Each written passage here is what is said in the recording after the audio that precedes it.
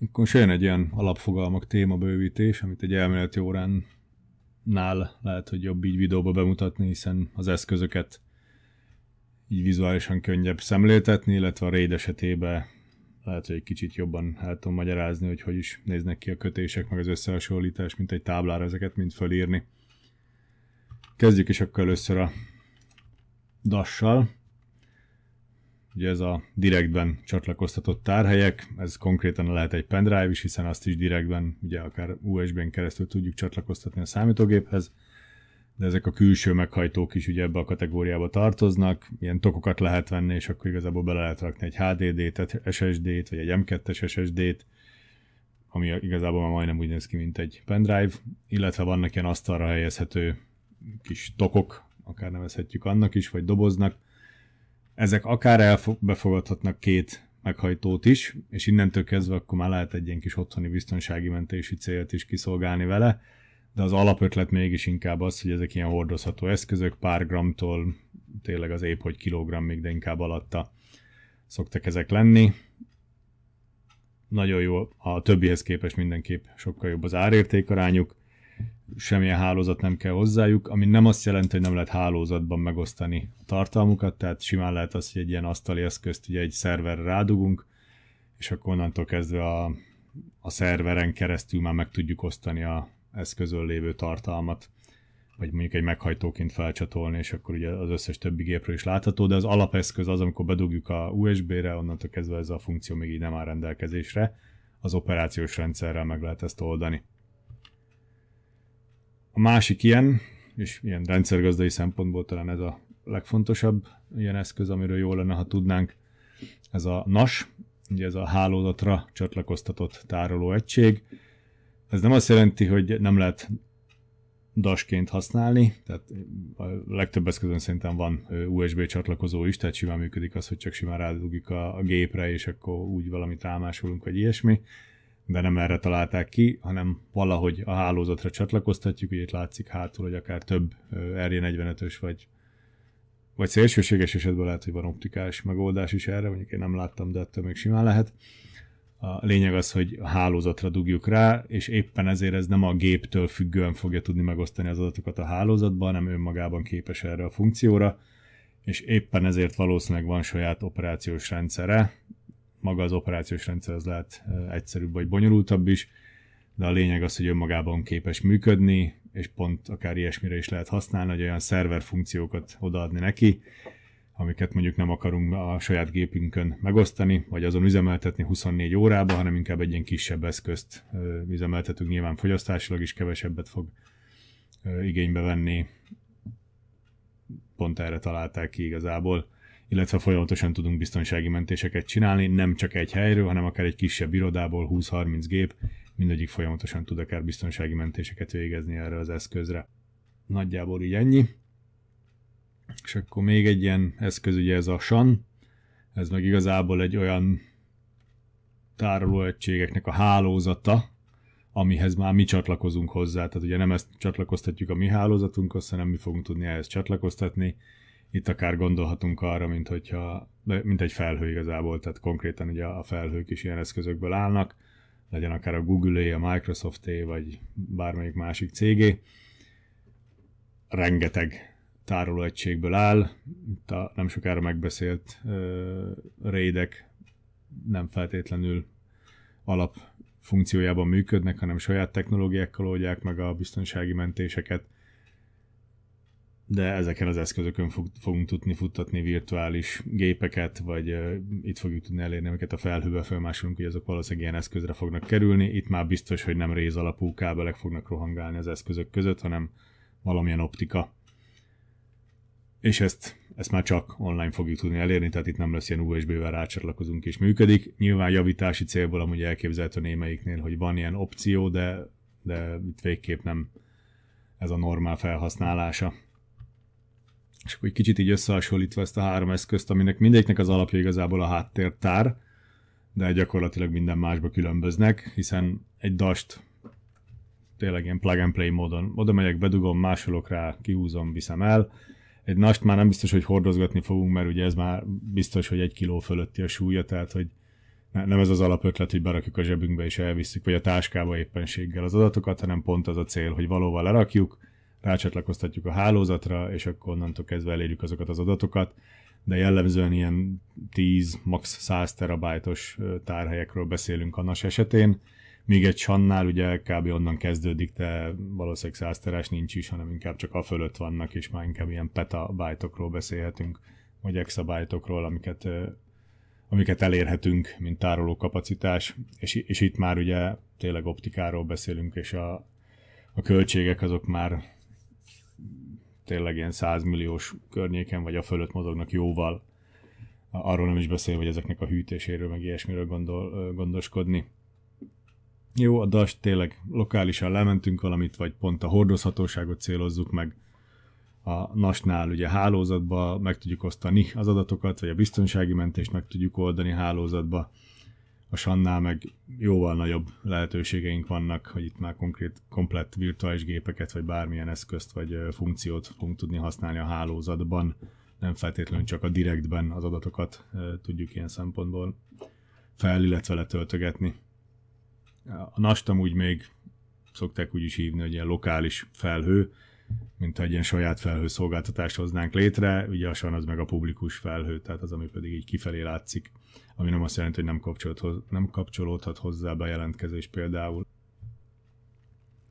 És akkor egy kicsit nézzük meg a RAID-eket, ami háttértáraknak valamilyen szempontbeli összekötését jelenti. A két legalapabb, amit akár egy számítógépen belül is meg lehet valósítani, az a RAID 0 és a RAID 1. Ugye a RAID 0 lesz az, amivel elérhetjük azt, hogyha két lemezt RAID 0-ba helyezünk,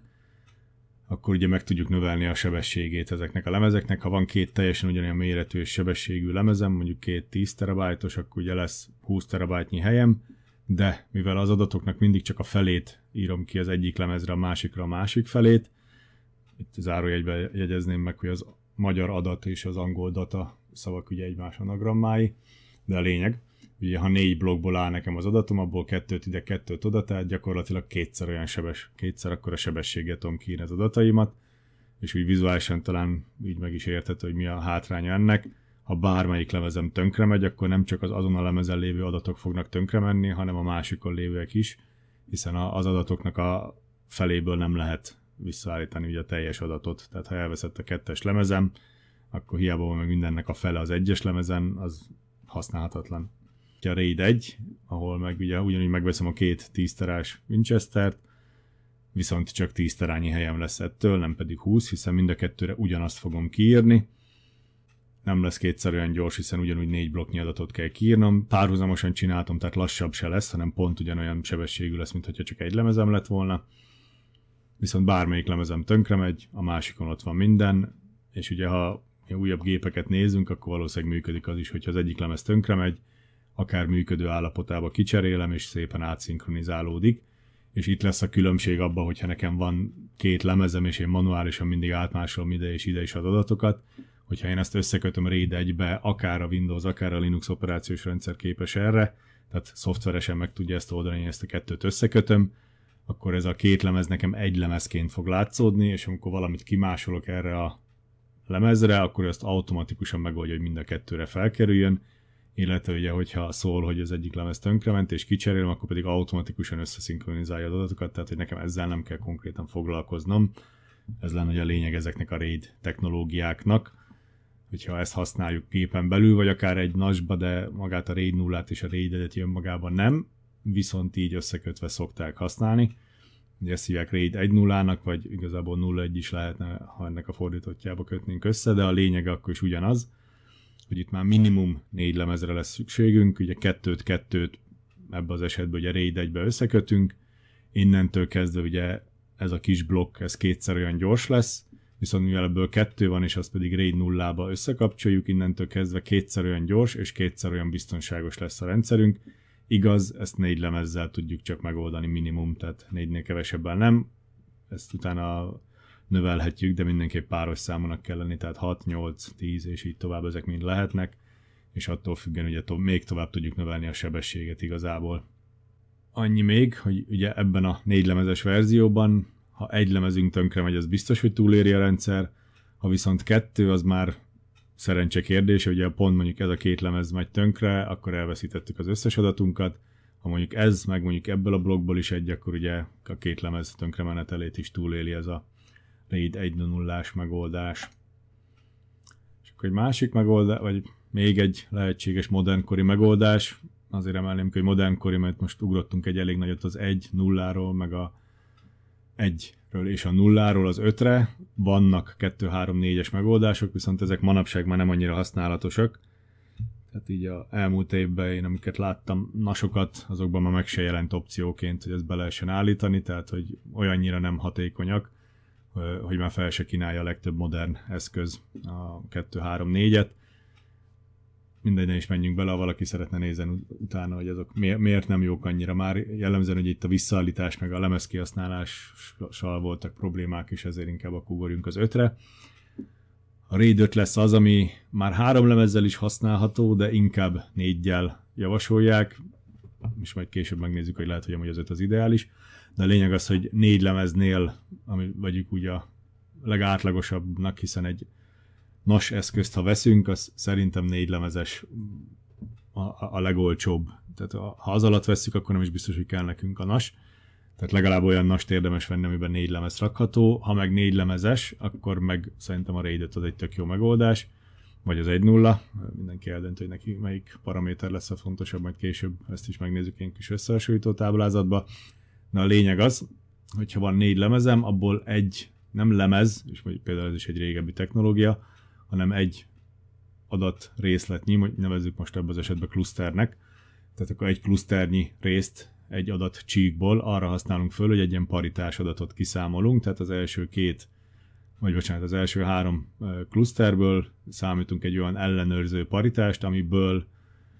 vissza tudjuk számolni bármelyik adatot a másik 2 birtokában. Most ez egy nagyon buta, egyszerű kis példa, de igazából szerintem szemléltetésre teljesen jó.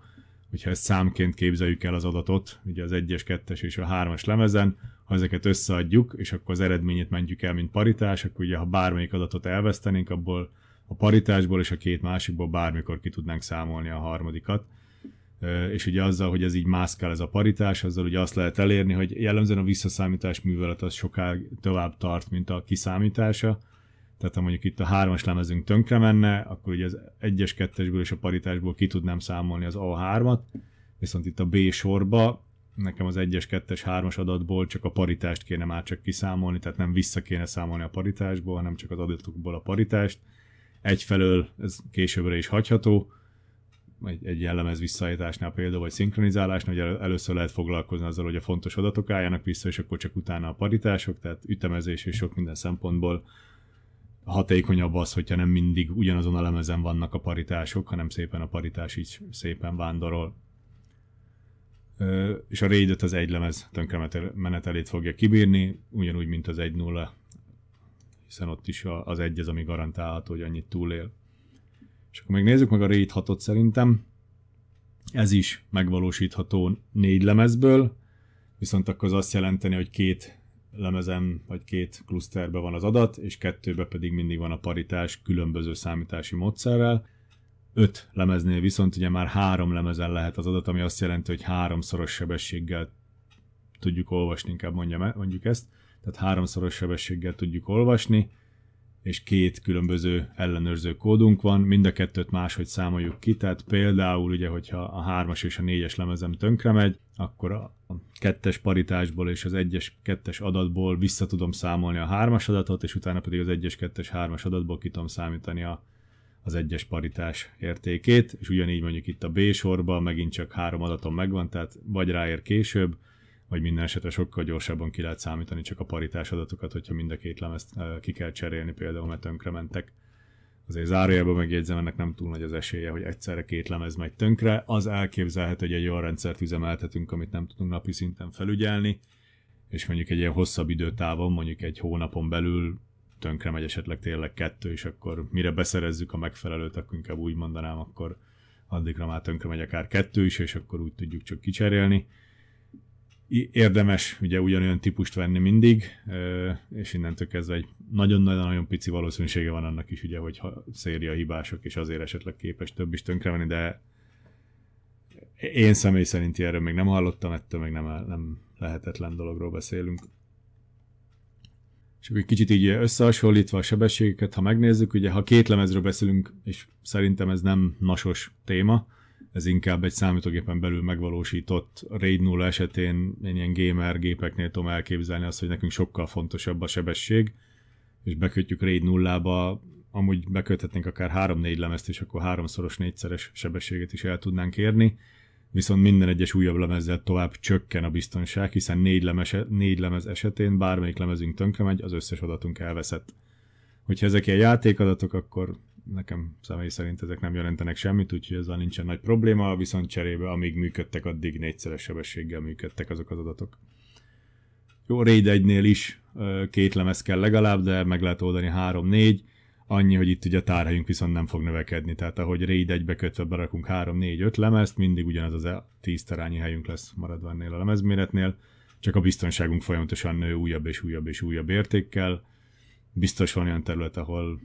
a maximális biztonság az sokkal fontosabb. Lehet, hogy viszont ott nem lokálisan kéne már megoldani a biztonságot, hanem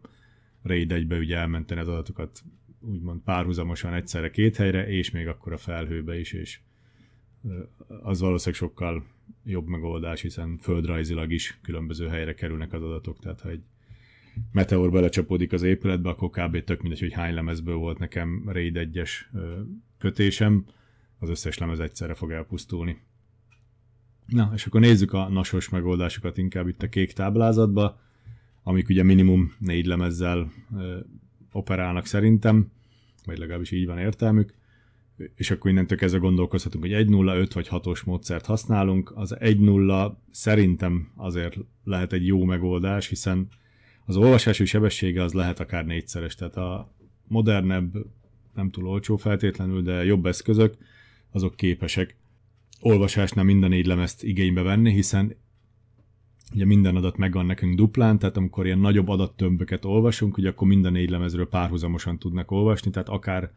el tudja érni nagyjából a 4-szeres sebességét az olvasásnál, az írásnál nem, hiszen ott csak ketté vannak szedve az adatok, tehát párhuzamosan fogja kiírni. A 4 lemezből egyszer ugye 2 részle tudja csak szedni az adatokat, tehát az írás az csak 2-szeres lesz, de az olvasás akár 4-szeres is. A tárhely az csak 2-szeres, tehát ha 10 terás vinyokról beszélünk, veszünk 4-et, és akkor is csak 20 terányi adatunk lehet rajta. És a biztonság meg 1-et biztos túlél, 2-t meg lehet. És akkor talán egy ilyen negatívum, hogy csak páros számú eszköz lehet. Ez azért nevezném egy kicsit negatívumnak, mert igaz azt mondtam, hogy legalább 4 lemezes nast érdemes venni, de szerintem a leggyakrabban eladott az 5 lemezes. Mindegy, majd mindjárt megbeszéljük, hogy ez miért lehet még ilyenkor is opció esetleg az 1.0. És akkor 4 lemeznél maradva, ugye ha RAID 5-öt használunk, akkor már 3-szoros lesz a tárhelyünk, hiszen 3 lemezt tudunk adat célra használni, és csak 1 lesz a paritás. A sebességünk az még egy picivel gyorsabb is lehet, mint a 3-szoros, bár a 4-szeres nem fogja elérni, de mivel ugye megint csak nagyobb adatot olvasva, több sorból úgymond egyszerre mind a 4 lemezt használva tudunk nagyobb sebességet elérni, mint a 3-szoros. Írásnál viszont nem fog elérni a 3-szorosat se, hiszen ha belegondolunk, ha kiírjuk az adatot szétszedjük 3 részbe, kiírjuk a 3 adat egységet, a közben kiszámoljuk, hogy mi lesz a paritás, és a paritás csak azután fogjuk tudni kiírni. Tehát ez a paritás számítás idővel biztos, hogy lassabb lesz, mint a 3-szoros írás. És ugyanez a probléma a RAID 6-nál is, főleg, hogyha 4 lemezen van, hiszen a 4 lemezen az azt jelenti, hogy a 4-ből 2 lemez az csak a paritás, tehát 2 paritást kell számolnunk. Nem lesz feltétlenül 2-szer annyi idő, de az biztos, hogy